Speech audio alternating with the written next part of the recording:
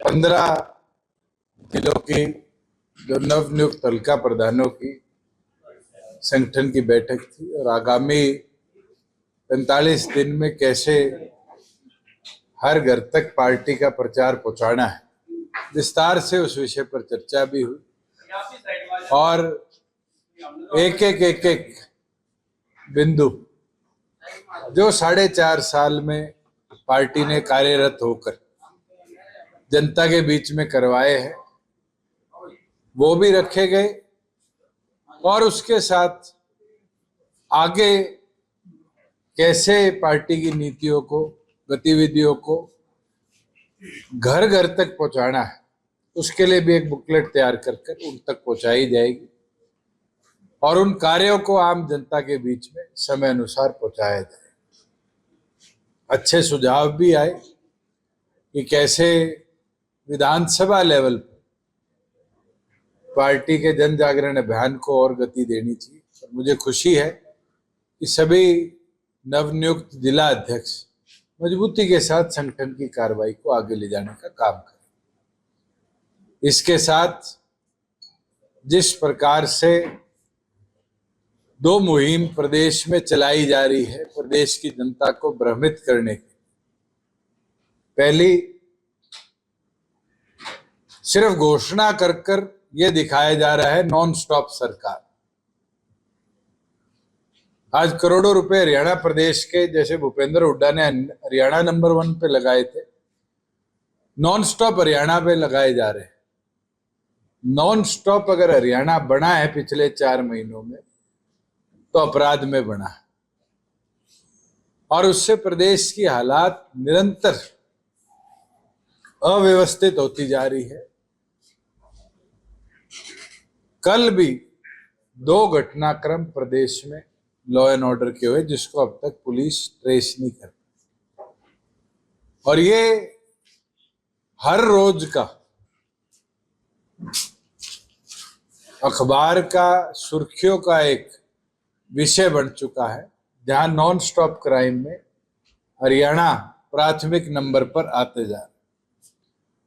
मैं वहीं दूसरी ओर एक अभियान पूर्व मुख्यमंत्री की ओर से चलाया जा रहा है और वो है हरियाणा हिसाब मांगे। मैं आपके माध्यम से उनसे पूछना चाहता हूं कि जो 10 साल उनके शासन में भाई भतीजावाद रहा, क्षेत्रवाद रहा, किसानों की जमीन को लूटने का काम रहा, उसका हिसाब तो जनता को देने का काम करे। आज 63,000 एकड़ जमीन को 4-6 सेक्शन लगाकर प्राइवेट बिल्डरों को लाइसेंसिंग कर देने का काम जो भूपेंद्र हुड्डा ने किया, आज उसका ब्यौरा और हिसाब क्यों नहीं देते? जब नौकरी क्षेत्र में डिवाइड हो जाती थी, विकास क्षेत्र में डिवाइड हो जाता था, उसका हिसाब क्यों नहीं देते? जो भेदभाव हरियाणा के अधिकतम क्षेत्र के साथ रहा, उसकी बात क्यों नहीं? हरियाणा हिसाब मांगता है। वहीं पिछले दिनों पेरिस में ओलंपिक्स खेल की आयोजन हुए।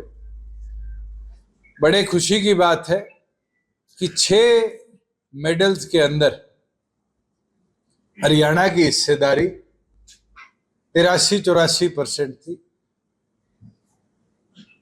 एक शायद आंध्र प्रदेश का खिलाड़ी है जो मेडल लेके आया है, महाराष्ट्र। उसको छोड़ के हॉकी टीम में हरियाणा का प्रतिनिधित्व रहा और उसके साथ साथ सभी इंडिविजुअल और टीम मेडल जो और थे उसमें प्योर हरियाणा की कैपेबिलिटी भी दिखी और हरियाणा का खेल के प्रति लगाव भी रहा। और हमारी बहन विनेश फोगाट जो एक मेडल और लाती, सिल्वर या गोल्ड, उनका डिस्क्वालिफिकेशन मुझे लगता है देश के लिए एक बहुत बड़ा सेटबैक था। नहीं तो हमारा प्रतिनिधित्व 87% से ऊपर इस ओलंपिक्स में होता। मुझे उम्मीद है आज जो ओलंपिक एसोसिएशन की बॉडी है उसने सुनवाई करनी है और हम सब आशा रखते हैं कि उसके अंदर भारत के पक्ष में एक फैसला आएगा। मगर वही दूसरी ओर खेलो इंडिया के अंदर 2170 करोड़ के लगभग की पूरे देश में स्पोर्ट्स फंड्स की एलोकेशन। और हैरानी की बात है कि पूरे इंडियन टीम में 2 प्लेयर गुजरात के थे, और उस गुजरात को 426 करोड़ रुपया अलॉट किया गया। वही इंडियन पूरी टीम का चाहे 24 या 25 खिलाड़ी हरियाणा प्रदेश के थे, जिसको केवल मात्र 66.59 करोड़ रुपया अलोकेट किया गया। मैं ये मांग भी करता हूं केंद्र सरकार से, जो प्रतिनिधित्व हरियाणा का है और निरंतर एक नहीं पिछले 5 ओलंपिक्स के अंदर हमेशा खिलाड़ी संख्या में भी और मेडल संख्या में भी 33 से लेके और अब 83% तक हिस्सेदारी जिस प्रदेश ने साबित करी, तो 2% की आबादी के प्रदेश को स्पोर्ट्स इंफ्रास्ट्रक्चर के लिए माननीय प्रधानमंत्री जब 15 तारीख को खिलाड़ियों से मिलेंगे, हमारी मांग है कि एडिशनल फंड्स स्पोर्ट्स अपलिफ्टमेंट के लिए एलोकेट करें, जिससे हमारे खिलाड़ियों का उत्थान भी हो। वहीं एक विषय कृषि क्षेत्र संबंधित है। इस बार ना तो रामराजी है ना राजराजी है। बारिश भी मात्रा से कम हुई, और वही जो पानी की डिस्ट्रीब्यूशन इरिगेशन सिस्टम में थी, जो बारी बारी टेल तक पानी पहुंचाने का हमने प्रयास किया, इस बार वो भी पूरी तौर पर विफल रहा। और तो और जो 14 फसलें हमने एमएसपी पर खरीदी, जो हरियाणा प्रदेश देश में प्राथमिक नंबर पर था, सैनी साहब ने इस बार किसानों के वो जलेबे पे नमक लगाने वाला काम किया। 10 फसलों की अधिक घोषणा कर दी कि एमएसपी पर खरीदी जाएगी। आप सब भी कहीं ना कहीं किसान परिवार से संबंध रखते हो या किसानों से संपर्क रखते हो। मैं तो आपसे पूछता हूं कि क्या नारियल हरियाणा प्रदेश की उपज है, जिसको हरियाणा सरकार ने एमएसपी पर खरीदने का निर्णय किया है? क्या जूट 1 एकड़ में भी हरियाणा में लगाया जाता है? ऐसी 10 फसलें चुनी है जो हरियाणा की टोपोग्राफी से और वेदर से कभी मेल नहीं खाती। जैसे सर्दियों की दाल है, हमारे प्रदेश में आज तक एग्रीकल्चर विभाग भी कामयाब नहीं कर पाया, जबकि वो तो छोटे एरिया के अंदर एक्सपेरिमेंटेशन करते। सिर्फ क्रेडिट लेने के लिए मुख्यमंत्री ने 14 फसलों को अब 24 कर दी। और तो और पिछले दिनों में आड़तियों से मिला, उनकी मुख्यमंत्री से बैठक हुई, कहते जी हमारी आड़त बढ़ा दी, 45 से 55 कर दी। वो भी एक चुनावी ढकोसला है, क्योंकि इस सरकार का टेन्योर 27 अक्टूबर तक का है और अगले साल की जो प्रोक्योरमेंट होनी है पैडी की और बाजरे की, वो प्रोक्योरमेंट नवंबर में होनी। तो ये फैसला तो अगली सरकार का था। केवल मात्र चुनावी लॉलीपॉप देने का काम मुख्यमंत्री ने किसानों को भी और आड़तियों को भी करने का काम किया। साथ में मैं आपके माध्यम से एडवांस में ही कह दूं, हमारे देश के 2 प्राथमिक दिवसों में से एक 15 अगस्त है। मैं सभी प्रदेश और देशवासियों को अपनी ओर से, जननायक जनता पार्टी की ओर से बहुत बहुत 15 अगस्त की शुभकामनाएं देता हूं, और आपके माध्यम से ही आग्रह करूंगा सभी युवा साथियों से कि अपने गांव के उन वीर योद्धाओं के जो हमने पिछले दिनों स्कूलों के नाम रखे, उनको मिलकर हम दोबारा रीपेंट कराए कि उनको और चमका पाए। उनके याद में शिलाएं लगी है या 75 वर्ष पूर्ण होने पर गांव में उनके स्मारक बने थे, उनकी सफाई जरूर रखे। और सबसे महत्वपूर्ण, जो हमारे वीर योद्धा थे जिनने देश के आजादी में बलिदान देने का काम किया था, जहां शहरों में गांव में उनके स्टैचू हैं, चौक चौराहे लगकर उनकी सफाई जरूर करने का काम करें, कि हम पूरे सम्मान के साथ उन वीर योद्धाओं को याद रख पाए और उनको सच्ची श्रद्धांजलि अपनी ओर से दे पाए। सुशांत जी, आप सत्ता में 4.5 साल, अब आप किसानों की बात कर रहे हो, तो सरकार में रहते हुए आपने कभी ये नहीं कहा कि एमएसपी गारंटी कानून को वापस लेना चाहिए, आपने जो गाड़ी कानून होते ही बनाने के लिए इस तरह की राजनीति क्यों? मैं आपको ऑडियो रिकॉर्डिंग 2021 की दे दूंगा, जनवरी की, और चंडीगढ़ के अंदर प्रेस वार्ता करी थी, और उस प्रेस वार्ता में कहा था जिस दिन एमएसपी पर कोई आंच आएगी उस दिन सरकार छोड़ेगी। और 4.5 साल हरियाणा प्रदेश की प्रत्येक क्रॉप को या तो पूर्ण मंडी के माध्यम से एमएसपी पर खरीदा, या भावांतर भरपाई पे जो ओपन मंडी के अंदर फार्मर क्रॉप बेच रहा था उसको बैलेंस करने का था। मेरा कभी ये बयान नहीं है कि कानून होते वापस लेने के लिए, बाकायदा ये बयान कहा गया था। और आपको चाहिए तो आज मैं सोशल मीडिया पे दोबारा आपके लिए डाल दूंगा कि जिस दिन आंच आएगी एमएसपी उस दिन सरकार छोड़ूंगा। और गर्व के साथ कहता हूं 4.5 साल हरियाणा प्रदेश के फार्मर को एमएसपी की तरफ नहीं देखना, एमएसपी पर क्रॉप प्रोक्योर करेगी। और जब मैं आया था जब शायद 4 या 5 क्रॉप थी, और 14 क्रॉप ऐसी जो शायद आप भी नहीं जानते हो कि हरियाणा प्रदेश में इलाहाबाद हल्के में मूंगफली उगती है। मूंगफली की हमने 3 मंडियां बनाई। तूर की दाल बरवाड़ा पंचकुला में उगती है, उसके लिए भी बरवाड़ा हिसार के अंदर मंडी बनाएगी, क्योंकि नड़वा और आदमपुर के क्षेत्र के अंदर लोग दाल उगाते हैं। तो जितनी टोपोग्राफी और सब्जियां और जिस तरह का किसान उपज उगाता है, इतना तो मैं हरियाणा का जानता हूं कि उसके लिए क्या चीज कहाँ और कैसे करनी। और आपको शायद याद ना हो, मैं याद करा दूं कि मेरे से पहले मुआवजा जो था, कांग्रेस का शासन हो बीजेपी का शासन हो, 2-2 साल में 2 रुपए 5 रुपए 10 रुपए के चेक्स दिए गए। अब जो 30 दिन के अंदर मिनिमम 15,000 रुपया, मैक्सिमम 15,000 रुपया प्रति 1 एकड़ हमने किया, जो कि 7,000 रुपया था मेरे आने से पहले। और तो और जो किसान आड़ती के पीछे धक्के काटता था उसकी पेमेंट भी 2 दिन में उसके खाते में दी। और इस बार मैं नहीं था तो आप लोग मंडियों में गए होगे तो आपने देखा होगा 1.5 महीने तक बाजरे की, सरसों की पेमेंट इस बार नहीं है। तो ये कहना कि मैंने नहीं सुध ली, हाँ मैंने एक चीज गलती कर दी कि मैं वहां जाके दिल्ली बैठ नहीं पाया। अगर मैं वहां बैठ जाता तो शायद आप ये भी नहीं पूछते। दुष्यंत जी, एक सवाल है मेरा।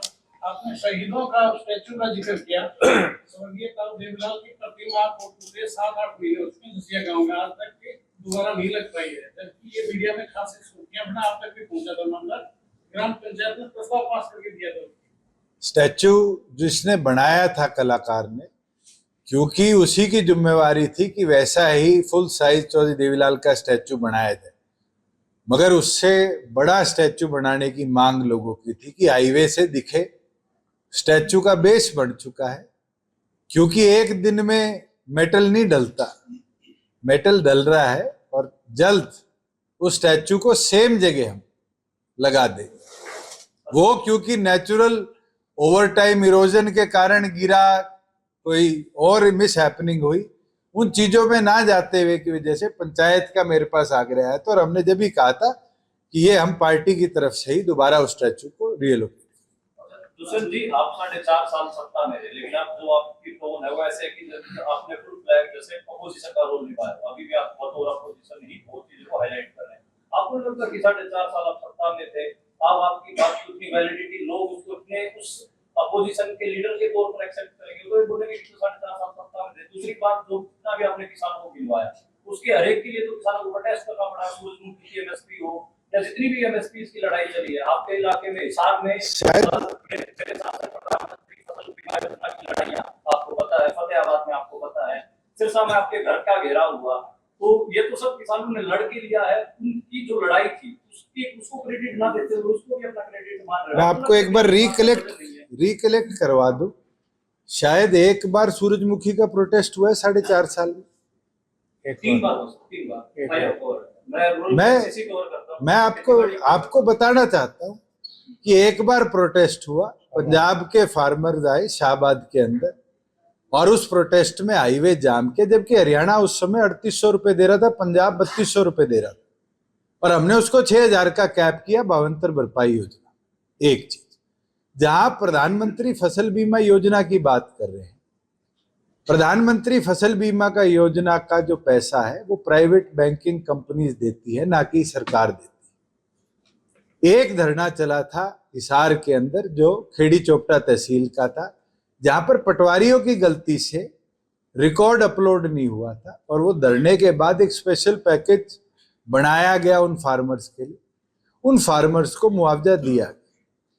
जहां बात बालसमंद वाले धरने की है, एक एक याद है मेरे को, क्योंकि मैं उनका हिस्सा भी रहा हूं, मैंने चर्चा भी करी हो। उसके अंदर भी यही चीज था कि जो क्रॉप कटिंग एक्सपेरिमेंट था उसमें वेरिएशन थी, और उसकी वजह से उनके ब्लॉक के कई गांव छोड़ दिए गए, और वो 1.5 साल बाद आकर प्रोटेस्ट हुआ। और इस बार भी ये हुआ है, शायद आपके संज्ञान में ना हो, कि 7 जिले का एक पूरा जोन हरियाणा का किसी भी बैंकिंग कंपनी ने लेने से मना कर दिया। और जाने से पहले तक का मुझे याद है कि हमने कहा था ट्रस्ट मोड में सरकार ही अपनी इंश्योरेंस कंपनी बनाएगी, शायद वो अब तक बन भी नहीं पाई। आप ये कह रहे हो कि उनने प्रोटेस्ट किया तब हुआ, बिल्कुल हर चीज सरकार के संज्ञान में नहीं आती, कई चीजें सरकार तक पहुंचानी भी पड़ती है, और अपने देशी में कहावत है, बिना रोए तो माँ भी चुच्ची नहीं देती। आज के दिन जब चीज कोई हमारे संज्ञान में आती है तो उसी को सुधारेंगे। क्या विनेश को ये पता था सुबह उठेगी 100 किलो वजन बड़ा मिलेगा तो डिस्क्वालीफाई, 100 ग्राम वजन बड़ा मिलेगा डिस्क्वालीफाई हो जाए। और उस बहन का मैंने तो जो कोचिज से पूछा और पूछा कि उसने 6 बजे से जॉगिंग, रनिंग, स्कीपिंग कर दी, मगर किस्मत ही नहीं घट पाए। तो कई चीजें हमारे हाथ में, ओलावृष्टि और बाढ़ आनी, पिछले साल की आप मेरे बढ़ाई नहीं करते कभी, कि जब 12 जिलों में बाढ़ आई तो देश के इतिहास में पहली बार था कि 1 महीने से पहले 12 जिलों का हमने मुआवजा पूरा भेजा। कभी किसी प्रेस के साथी ने यह पूछा है कि पहले जब 96 में बाढ़ आई थी कांग्रेस के शासन में, या फिर उसके बाद आई, तो कभी बाढ़ हरियाणा में घोषित हुई? पहली बार इतिहास में बाढ़ घोषित हुई तो मेरे कार्यकाल में, और नुकसान हुआ था। मैं ही अकेला था जो ट्रैक्टर लेके घुसा था और देख के आया था, और पीड़ा समझते हुए। इंद्री बेल्ट के अंदर तो जब यमुना का सैंड आ गया था तो हमने स्पेशलाइज्ड पॉलिसी बनाई कि सिल्ट भी बिके और सिल्ट खाली हो उसका पैसा भी, जैसे चौधरी देवीलाल जी ने बनाई थी कि पेड़ कटेगा तो आधा पेड़ किसान का, आधा सरकार का। सिल्ट बिकेगी तो उसके अंदर 40% किसान की, 40 पंचायत की और 20% गवर्नमेंट की। पॉलिसी ड्राफ्ट करने वाले भी हम थे।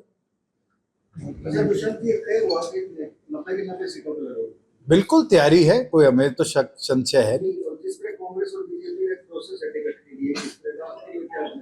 देखिए, संगठन के अभी तो कार्यकारिणियां बनी है, डिस्ट्रिक्ट और हल्का कार्यकारिणी प्रपोज करके भेजेगी, कमेटियां बना के, उस पर सर पीएससी विचार करेगी और फाइनल करेगी। अच्छा, जिस तरह से विधानसभा चुनाव नजदीक है, भूपेंद्र हुड्डा का कहना है कि बीजेपी और कांग्रेस में सीधा मुकाबला है, बाकी सब वोट पार्टी। मैं आज भी और 5 साल पहले भी आपके बीच में बैठा था, क्या नेता प्रतिपक्ष इसके सिवाय कोई बयान देते थे? ये राष्ट्रीय पार्टी हमेशा क्षेत्रीय पार्टियों को मुकाबले में नहीं मानती, मगर जब मुकाबला होता है तो सबसे पहले इनको पटकनी देने का काम भी क्षेत्रीय दल करते। पिछली बार भी जो सर्वेज हुए थे, जो प्रेस रिपोर्टिंग थी, अखबार में, टीवी में चले थे, हमारा खाता भी नहीं खोला था, 0 ही दिखाया था। मगर हमारी मेहनत और हिम्मत थी कि हमने 0 के आगे 1 लगाया और 10 पहुंच गए। क्षेत्रीय दल काम करेंगे, बदलाव लाएंगे, और मैं तो ये मानता हूं कि कोई रिमोट कंट्रोल से चलने वाली सरकार की बजाय अपने प्रदेश की सरकार बनाए। हरियाणा की जनता भी यही चाहती है। अच्छा, नुकसान भी होगा आपका? 4.5 साल आप बीजेपी के साथ रहे तो जनता के लिए जाएंगे तो उस चीज का नुकसान तो झेल लिया लोकसभा में, और के पूरी जिंदगी नुकसान में रहेंगे। बता रहे हैं बीजेपी किसान विरोधी है, कई कमियां भी आपने गिनवाई। किसान आंदोलन के वक्त सबसे ज्यादा इमोशनल आपको लेकर थे कि आप उनका साथ छोड़े, लेकिन तब आप दलीलें दे रहे थे कि नीतियां हैं उनको देखना चाहिए, एक को तो आरोप करना चाहिए। क्या आपको लगता है कि कोई चूक थी उसको साथ की? उसका नुकसान भी आपको? मुझे लगता है हमारे राष्ट्रीय अध्यक्ष का, मेरा या किसी पार्टी का भी एक भी कार्यकर्ता पदाधिकारी का एमएसपी को लेकर और एमएसपी से छेड़छाड़ के प्रति। तीन कृषि कानूनों की बात हो रही है उस आंदोलन। एक सेकंड भाई, नए नए प्रेस में आए हो तो मैं उसके जवाब दे दूं, फिर आपसे पूछ ले।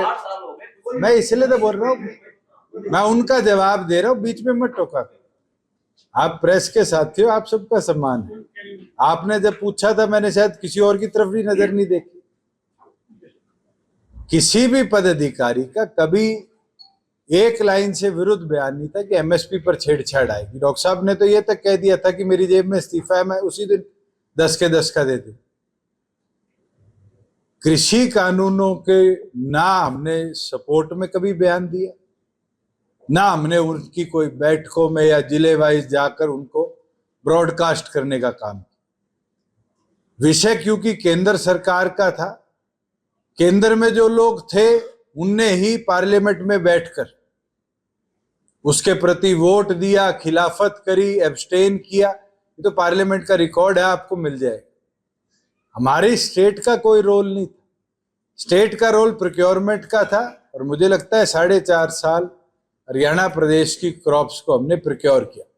मगर चौधरी देवीलाल जी वाली बात है, समझाना मुश्किल है, बहकाना आसान है।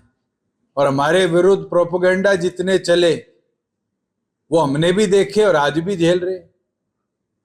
बहुत लोगों ने धीरे धीरे टोल्स पे प्रोपेगेंडा बिल्टअप किया, इस्तीफा दे देता, मुख्यमंत्री बन जाता, सरकार गिर जाती। सरकार तो आज भी चल रही है, मगर हाँ, कईयों को दुखी भी होना पड़ा इस वजह से, कई साथी हमसे दूर भी हुए। समय की बात है, राजनीति है, पॉलिटिक्स है। आपके विरोधी की आवाज मजबूत होगी तो आप कमजोर होगे, आपकी आवाज मजबूत होगी तो विरोधी कमजोर होंगे। ये तो भविष्य के अंदर हमने मेहनत करनी है। अगर हम मना पाएंगे तो हम और मजबूती से वापिस आ पाएंगे।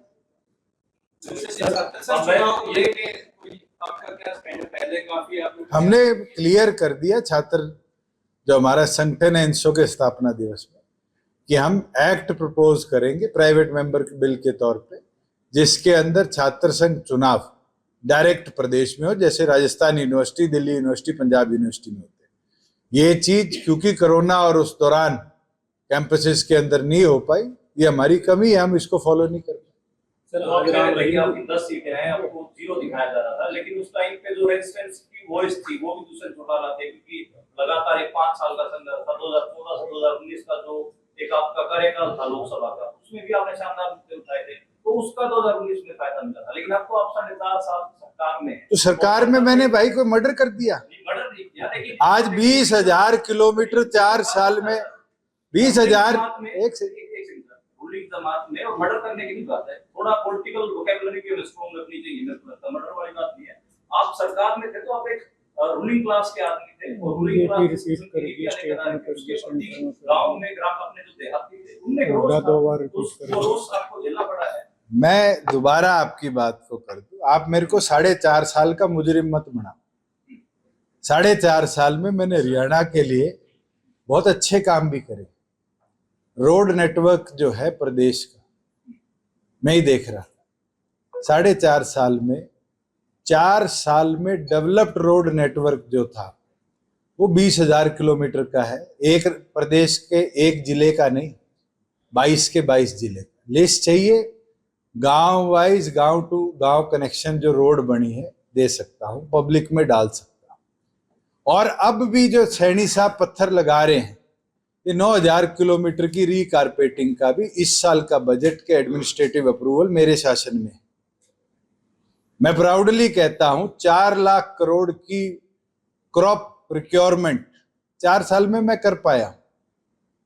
मैं प्राउडली कह सकता हूं कि राशन डिपो में 33% हिस्सेदारी महिलाओं को मैं दिलवा पाया, और राशन डिपो और फेयर तरीके से चले, उसके अंदर मॉनिटरिंग बेटर हो, वो इक्विपमेंट हम सपोर्ट दे पाए, चोरी चकारी रोक पाए। अगर बात करो तो आपको एक फर्द लेने के लिए पटवारी जी के पास 7 से 15 दिन लग जाते थे, आज 2 मिनट के अंदर कंप्यूटर से निकल जाती और ट्रांसपेरेंसी के साथ सिर्फ 20 रुपए में निकलती। एक सुविधा नहीं, गांव के सीएचसी या शहर के सीएचसी के अंदर, अटल सेवा केंद्र के अंदर जब मैं आया था 250-252 फैसिलिटीज थी, आज के दिन वो 600 से ऊपर पहुंच चुकी। तो ये कहना मैंने रूरल का या अर्बन का, या जो मैंने as a member of parliament voice बनकर दिखाया था, मैं 25 साल का था, 30 साल तक मैंने वो काम भी किया है और 31 से लेकर 36 तक मैं अब वाला काम भी कर रहा हूं। और मैं अच्छी तरह जानता हूं कि मेरे को काम कैसे करना है। हाँ, उसमें लोग खुश भी होंगे, नाराज भी होंगे। जब आप सत्ता में होते हो नाराजगी ज्यादा होती है। विपक्ष में आपके खिलाफ बोलने का मुद्दा किसके पास है? क्या 4 साल 4 महीने विधानसभा में कोई एक सेशन था जब भूपेंद्र हुड्डा, अभय सिंह चौटाला, बलराज कुंडू, दुष्यंत के नाम बिना उठते थे कुर्सी से? 4.5 साल में सबका टारगेट मैं ही था और जिनके साथ था मैं, वो भी अंदर खाते मेरे ही छुरा घोप रहे थे। उसको भी मैं आज भुगत रहा हूं, मैं तो छुपाता भी नहीं हूं। मैंने फिर भी बड़े डिसिप्लिन तरीके से, पैरिटी के साथ प्रदेश कैसे आगे बढ़े 4.5 साल काम किया है। I am proud of it. मेरे ऊपर इल्जाम 100 लगाए हों, रजिस्ट्री खराब कर दी जी, वहां घोटाला कर दिया, तो एक एविडेंस भी दे पाए कोई विपक्ष का आदमी? बहुत लोग कहते थे हम तो इंक्वायरियां करा लेंगे, कोई एक इंक्वायरी हुई? मैं तो आज कहता हूं अगर 4.5 साल साफ नियत थी, इसलिए प्रदेश को आगे बढ़ा।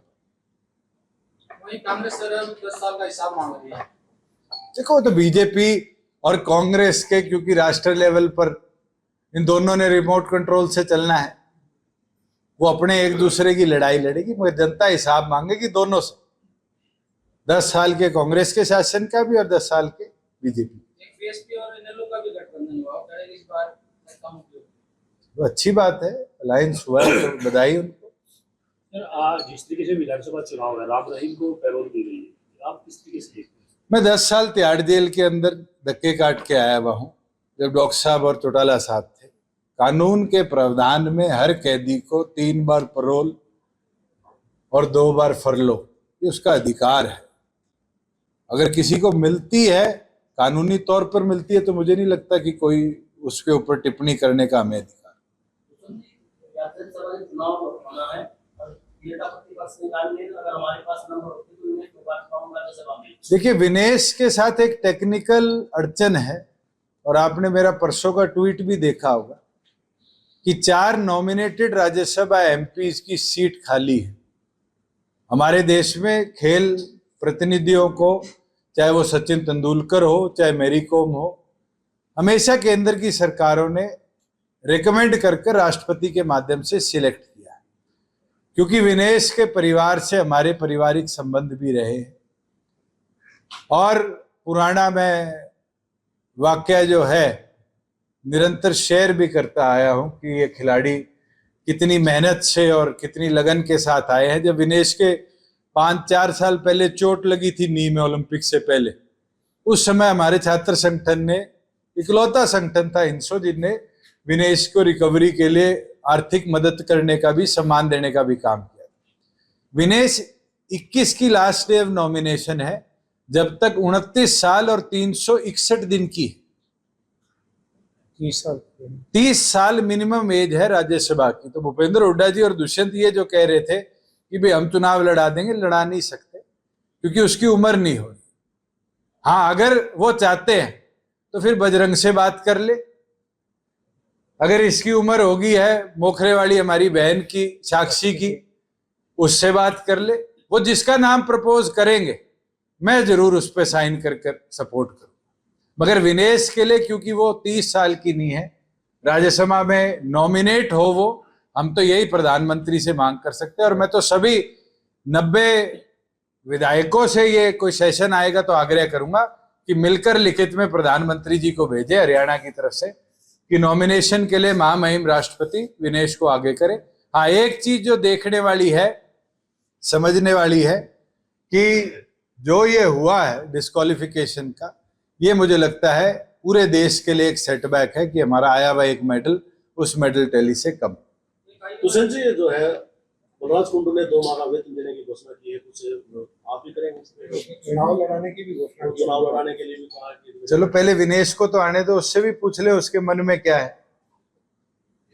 सबसे जरूरी चीज तो है वो देश वापिस आएगी तो उससे बातचीत तो करे। दुष्यंत जी, सवाल यह है कि थर्ड फ्रंट के भी कयास लगाए जा रहे हैं, क्या ऐसा पॉसिबल है कि जैसे कि अगर कोई थर्ड फ्रंट बनता है तो जैसे उसका हिस्सा हो सकती है? अभी तो बताया ही ना, तीसरा फ्रंट तो बन गया, अब तो चौथा ही बनाएंगे। अगर कोई होगा तो भविष्य में तो राजनीतिक गतिविधियां है, जब होगी तो उसी टाइम चर्चा करके आपको दोबारा बुला लेंगे और आपके बीच में आके कर देंगे। पर आज के दिन जैसे आपके पड़ोसी ने पूछा था कि जी 90 तैयारी है, बिल्कुल तैयारी है और करडी तैयारी। चर्चा ये भी आम आदमी से करेंगे। आप कहां से लड़ेंगे दुष्यंत जी, आप कहां से लड़ेंगे? आप कहां से? भाई मेरे मन में तो कोई शक तो नहीं, एक ही कॉन्स्टिट्यूएंसी है जिनने मेरे को 48,000 से जिता के विधायक बनाया और ना मैं छोड़ता। नॉन लोग हरियाणा में 5 साल की उपलब्धियों में सिर्फ बीजेपी ले रही है, आप लोग क्लेम नहीं करेंगे 3.5 साल से? हम तो दोषी बना के छोड़ दिए, क्लेम लेने का मौका ही नहीं दिया, अभी देंगे।